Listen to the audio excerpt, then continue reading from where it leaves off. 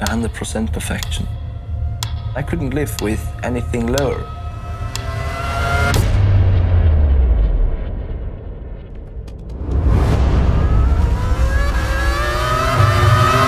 What's going on, everyone? Welcome back to another video on my channel, and today we're going to be going through the new Netflix documentary Schumacher.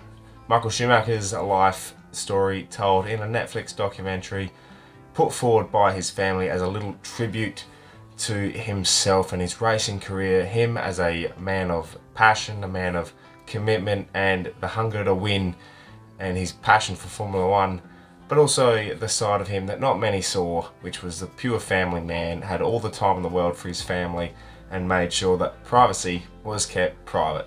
I watched it a couple of days ago. It did come out on the September the 15th, and it was highly anticipated because a lot of stories around Michael with his current condition today compared to obviously his racing career and everything that he's been through throughout his Formula One journey on and off the track.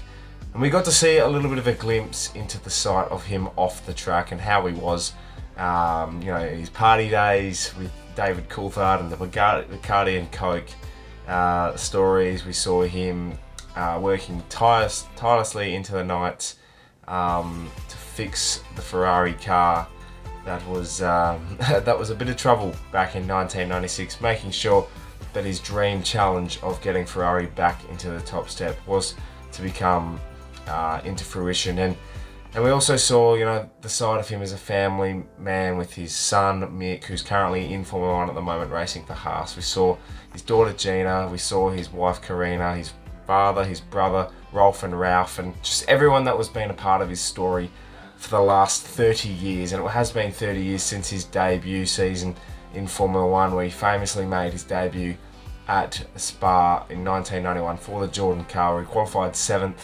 and unfortunately within the first lap retired. It's a story that I think has been told beautifully by his family, and I respect and I'm glad that this story has been told about his life and his career with his so many controversial moments, so many famous wins, so many hard times and difficult moments, and obviously the controversial ones that I just spoke about with his 1997 crash with Jacques Villeneuve, where we didn't get a lot of insight into these controversies. That crash in 97 where he was disqualified from the season, 1994 where he went off in Adelaide and ended up winning the championship because Damon Hill's suspension broke after Schumacher turned the corner, and Damon Hill was on the inside and they both collided.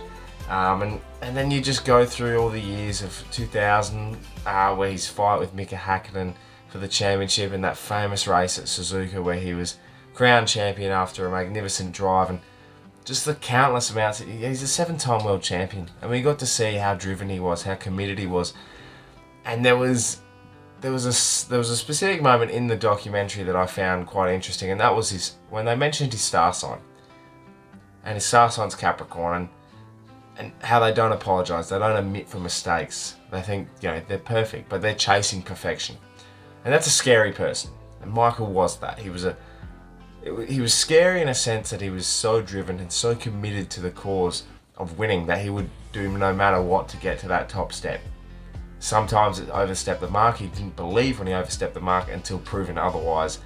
And in the end, he became a 7-time world champion. I was watching with my dad. I turned to him and I said he could have very easily been an 8, 9, 10-time world champion in Formula One.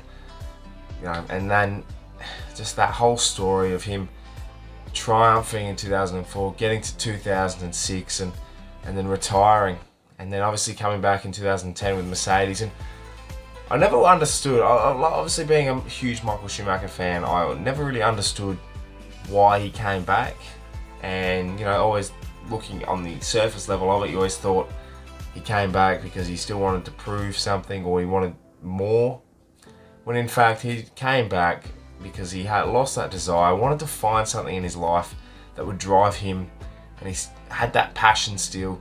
Didn't have the passion, obviously he had the passion to win as a driver, had that passion to come back, wanting to win races, but also a different challenge. He was happy not being a championship contender, and he's building Mercedes up from the ground. Obviously they were Brawn GP the year before, and then to come in as a Mercedes brand, wanting to become what they have become today in 2021.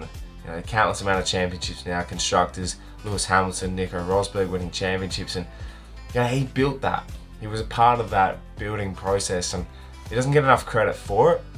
And I think, you know, the overall story of this documentary really, well, it definitely proved to a lot of people that are outsiders that haven't really watched Formula One, and if they do watch this documentary, they will you know, have a different perspective on Michael, know a little bit more about him. But then again, you'll have the people that hate him and don't like him as a driver, don't like him as a person. They'll watch this and probably get a different perspective and realise how much of, you know, how driven he is and how driven he was throughout his racing career, that he went to the extreme marks to do what he had to do to win, and he did that and ended up a 7-time world champion. The one thing that I think wasn't touched on a lot, but you could read between the lines, was the ending, where you had Karina, you had Mick, you had Gina. They were talking about his father and all talking about his condition, and they weren't talking about him and how he is exactly, but they were in between the lines, you know. And Mick said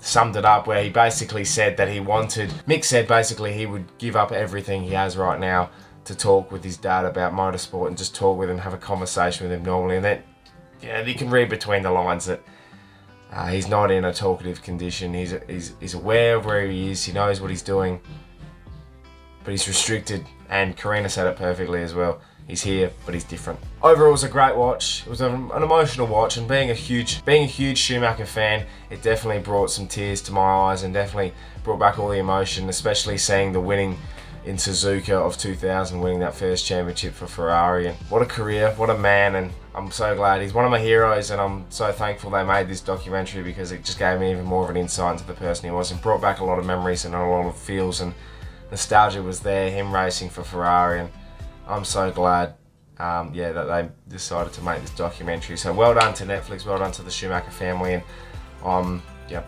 happy with it. And I would have liked a bit more, you know, from maybe if there was a few negatives to take away from it. It was definitely more about his condition, and I know privacy is privacy, and that's how he is and how he's always been, and the family's respecting that. I think more detail into the these controversies of 1997, Damon Hill in 1994 would have been interesting. I think diving a little deeper into specific races that made him what he was. 1998 was skipped over a bit, and he had a race in Hungary where he had spent 20 laps doing qualifying laps, and was basically did a three pit stop race compared to the McLarens, Mika Häkkinen and Coulthard, which did 2, and he was doing qualifying laps and won the race on a different strategy, and that's ways they had to win, and he made strategies work for Ferrari. And I think that was glossed over a bit, and I think a little bit more into his Mercedes days as well. That was definitely skipped upon a lot more, and I know you can only fit so much into 2 hours, but definitely a little bit more detail. I'd love a second part, that's for sure, but it was great watching.